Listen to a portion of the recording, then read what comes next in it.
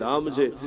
જન્મે જે રાજા કહેવા લાગ્યા, મહારાજ તમે મને કથા સંભળાવેલી કે જ્યારે માં ભગવતીએ મહિષાસુરનો વધ કર્યો પછી તમામ દેવી દેવતાએ માં ભગવતીની સ્તુતિ કરી ને સ્તુતિ ઉપર પ્રસન્ન થઈ માં ભગવતી મણિદ્વીપની અંદર પોતે સ્થાપિત થયા. પરમાત્મા, તમે એવી કોઈ કથા છે તમારી પાસે બીજા કોઈ દૈત્યોને માર્યા છે? વ્યાસજી કહેવા લાગ્યા, હા રાજા, ઘણા બધા દૈત્યોને માં ભગવતીએ માર્યા, આવતીકાલે પણ મારવાના છે ને આજે મારવાના છે. શુંભ નિશુંભને માર્યા, માએ ચંડ મુંડને માર્યા, માએ રક્ત બીજને માર્યો, ઘણા બધા દૈત્યોનો સંહાર કર્યો. સાંભળો રાજા, આ શુંભ અને નિશુંભ એ રાક્ષસો હતા, પાતાળ લોકની અંદર હતા. પાતાળ લોક આમે એમના બાપાનું જ હતું, પોતાના પિતાનું જ હતું. પાછું પાતાળ લોકની અંદર સર્પો વધારે.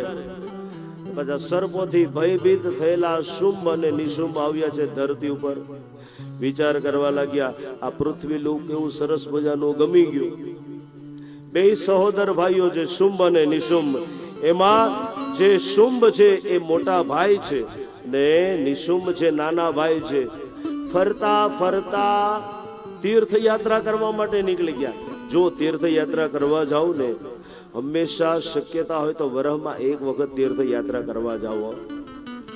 આખું વરહ તો ખેતીવાડી કરીએ, પણ તીર્થયાત્રા કરવા જાવ ને એવી ઉર્જા મળે. જેમ મોબાઈલની અંદર બેટરી લો થઈ જાય ને કેમ મોબાઈલ ચાર્જિંગમાં મૂકી દો બેટરી ફૂલ થઈ જાય કે નહીં, એમ વરહમાં એકવાર તીર્થયાત્રા કરવા જો એટલે આખા વરહની બેટરી ચાર્જ થઈ જાય. તીર્થની આ મહિમા છે. સારી જગ્યાની અંદર તમને હંમેશા સારા વિચારો આવે. અહીંયા તમે બધા બેઠા છો ને, તમે જોજો બધાના મનની અંદર સારા વિચારો હોય. આ માં ભગવતીની કૃપા છે. એટલે આ બાજુ શુંભ અને નિશુંભે ઘોર તપ કર્યું છે. બ્રહ્મણે નમઃ, બ્રહ્મણે નમઃ, બ્રહ્મણે નમઃ. વરદાન માગવાનું કીધું એટલે કીધું અમારું મૃત્યુ ન થાય. બ્રહ્માજી કહેવા લાગ્યા, ના ભાઈ, શરત રાખો. પછી તો કીધું, દેવથી ન મરું, દાનવથી ન મરું, કોઈથી ન મરું, પુરુષથી ન મરું.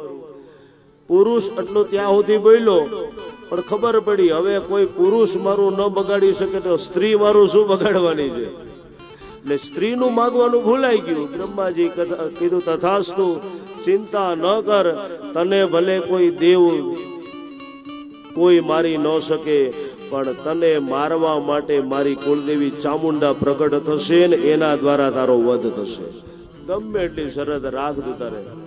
પછી તો શુંભ અને નિશુંભે જે ઘોર તપના ફળ સ્વરૂપે જે પોતપોતાના સેવકો હતા, સેવકો દ્વારા બધાને આજ્ઞા કરી, હાલો હવે તો બ્રહ્માજીએ વરદાન આપી દીધેલું છે.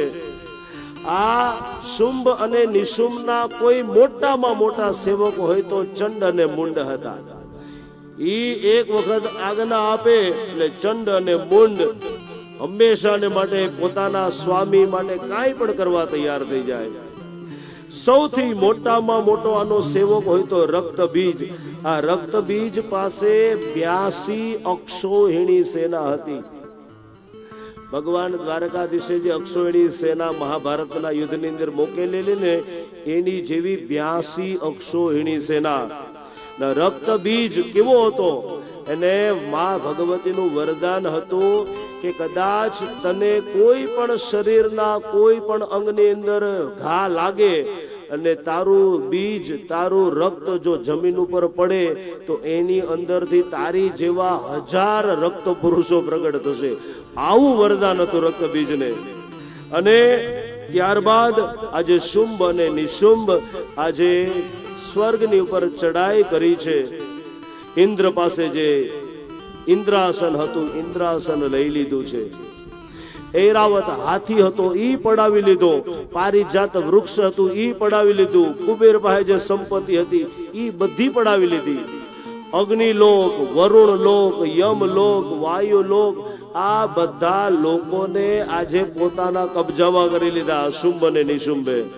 પછી તો તમામ દેવી દેવતાઓ માં ભગવતીની સ્તુતિ કરે. ઇતિ કૃત્વા મતિમ દેવા હિમવંતમ નગેશ્વરમ જગમુસ્તત્ર તતો દેવી વિષ્ણુમાયામ પ્રતુષ્ટુઃ હે માં ભગવતી, આજે અમારા દેવતાઓ પર દુઃખ પડ્યું, એ જ દીકરી કોઈ નહીં, હિમાલયની ગિરિકંદરાની અંદર રહેવા વાળી માં ભગવતી પાર્વતીની સ્તુતિ કરી. માં ભગવતી, તમે હવે ચંડ મુંડનો ઉદ્ધાર કરો. માં ભગવતી, તમારા ઘણા બધા સ્વરૂપો છે.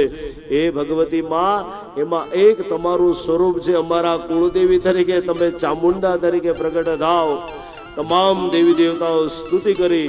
માં ભગવતી પરધાર્યા. નમો દેવ્યે મહાદેવ્યે શિવાય સતતમ નમઃ. નમઃ પ્રકૃત્યે ભદ્રાય નિયતઃ પ્રણદાસ્મસામ. યા દેવી સર્વભૂતેષુ વિશ્રુમાયેતિ શબ્દિતા. નમસ્મસ્યે નમસ્મસ્યે નમસ્મસ્યે નમો નમઃ. યા દેવી સર્વભૂતેષુ શક્તિરૂપેણ સંસ્થિતા. નમસ્મસ્યે નમસ્મસ્યે નમસ્મસ્યે નમો નમઃ. આ ચંડીપાઠના શ્લોકો છે. માં ભગવતીની સ્તુતિ કરી. માં ભગવતી પ્રગટ થયા. હે દેવતાઓ, ચિંતા ન કરો, તમારી અંદર આવેલા દુઃખોને હું દૂર કરીશ. શુંભ નિશુંભને મારીશ, ચંડ મુંડને મારીશ, રક્ત બીજને મારીશ. માં ભગવતી અંતર ધ્યાન થયા. એ જ સમયે આકાશ